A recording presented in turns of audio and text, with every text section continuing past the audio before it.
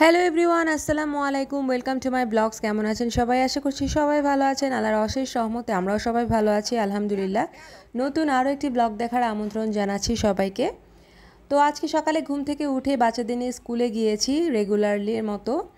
তো ওদেরকে স্কুলে দিয়ে এসে আমি যথারীতি রেস্ট নেই। তো আজকেও সেরকম রেস্ট নিচ্ছিলাম, ঘুমিয়েছিলাম। তো ঘুম ভেঙেছে ডেলিভারি ম্যানের কলের জন্য, কারণ উনি কল দিয়েছে আমার একটা পার্সেল ডেলিভারি করবে সেই জন্য।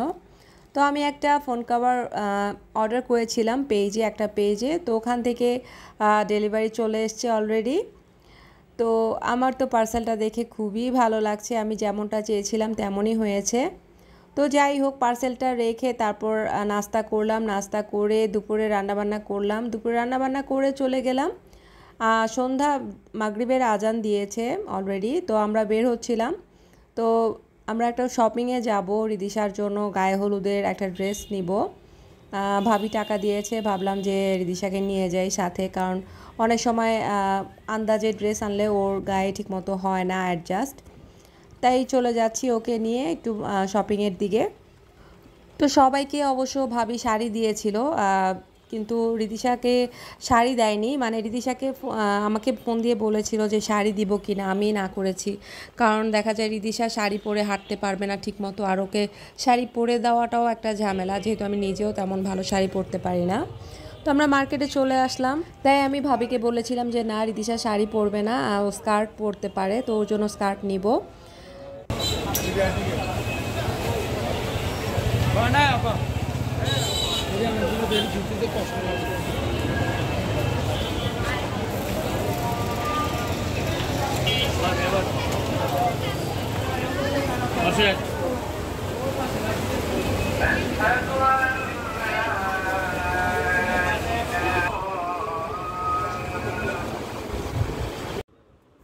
অনেক ঘোরাঘুরি করছিলাম, বাট একটা স্কার্টও পছন্দ হচ্ছিল না ঠিকমতো। যেটা মানে মানে গায়ে হলুদের জন্য স্কার্ট নিব, বাট হলুদ কালারের স্কার্টই খুঁজে পাচ্ছিলাম না সারা মার্কেট জুড়ে। তো অনেক কষ্ট করে একটা স্কার্ট পছন্দ হয়েছে, ওটাই নিয়েছি। আর সাথে কিছু টুকিটাকি জিনিস নিয়েছি। নেওয়ার পরে রিদিশা বলল জুস খাবে, ও কিছু খানাপিনা করলো। আর আমি সেই সাথে মাইশার জন্য ফুচকা নিয়ে এসেছিলাম, ফুচকাও খেয়ে নিয়েছে। আর সেই সাথে কিমা পুরি নিয়েছি। তো ভাবলাম আজকে ও নাস্তা করুক, আমি একটু আবারও বাইরে যাব ভাবির সাথে।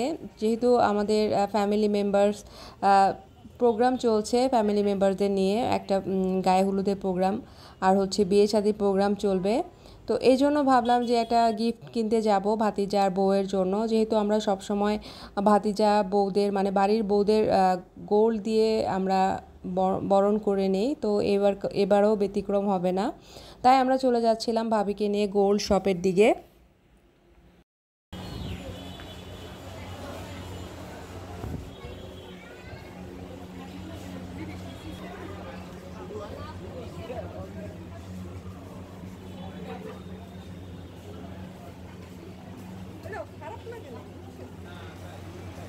তাও মানুষে কেমনে আয় কিনতে।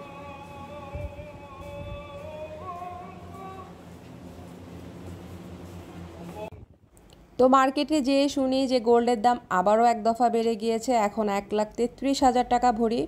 তো কি আর করা, তারপরেও গোল্ড তো নিতেই হবে, যেহেতু বিয়ের অনুষ্ঠান বলে কথা।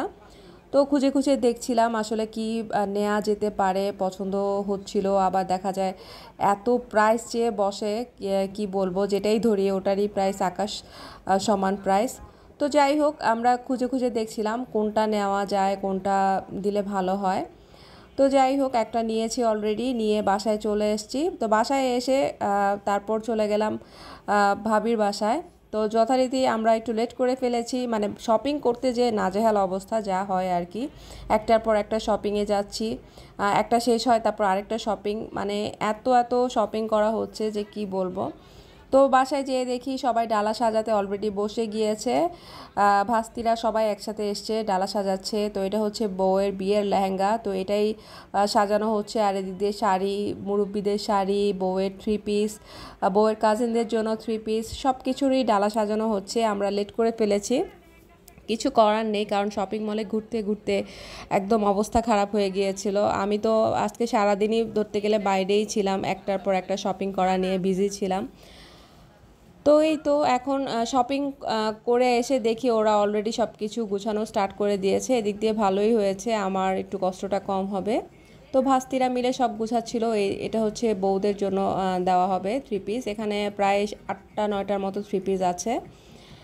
তো এই তো সবাই মিলে গুছানো কাজটা তাড়াতাড়ি কমপ্লিট করে ফেলছে, কারণ গোছানোর পরপরই শুরু হয়ে যাবে মেহেদি দেওয়ার প্রোগ্রাম। মেহেদি বলতে সব কাজিনরা মিলে একসাথে বসে বসে মেহেদি দিবে আর কি। তো আমি এতটাই টায়ার্ড ছিলাম যে মেহেদি দেওয়ার কোনো রকম মুড ছিল না। তো এই জন্যই বললাম যে না, আমি আজকে আর মেহেদি দিতে পারবো না, কারণ আমি এখন বাসায় যে একদম শুয়ে পড়বো। তো এত এনার্জি আমার নাই সারাদিন বাইরে থাকার পর আবার এসে মেহেদি দেওয়ার। তো ডালা মোটামুটি গুছানো কমপ্লিট হয়ে গিয়েছে, এখন জাস্ট র্যাপিং করা বাকি। তো আসলে র্যাপিং পেপার নিয়ে এসেছিলো, তো ওটা এখন মনে হচ্ছে যে ওটা দিয়ে সাজালে ভালো লাগবে না, তাই র্যাপিং পেপার আবারও কিনতে পাঠানো হয়েছে। তো ভাতিজা আবার গিয়েছে র্যাপিং পেপার আনার জন্য। এদিকে আমরা বাকি কাজ যা আছে সবাই মিলে কমপ্লিট করে ফেলছিলাম।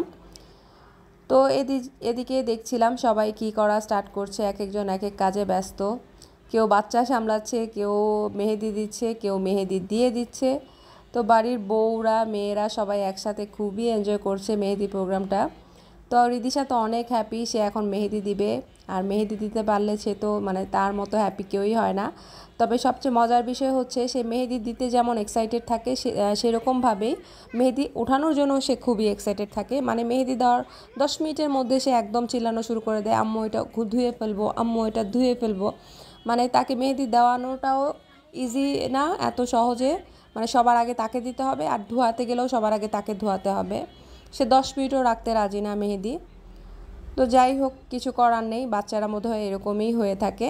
তো এদিক দিয়ে সব মেহেদি দেওয়া পর্ব স্টার্ট হয়ে গিয়েছে, সবাই মেহেদি দিচ্ছে। বাট আমাকে বলছিল মেহেদি দেওয়ার জন্য, আমি একটুও পারবো না মেহেদি দিতে।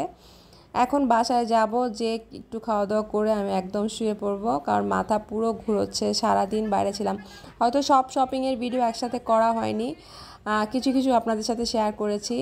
আসলে এত টায়ার্ড থাকি, মার্কেটে যাওয়ার পর আমি আসলে জিনিস দেখবো না শপিং করব বুঝে উঠতে পারি না।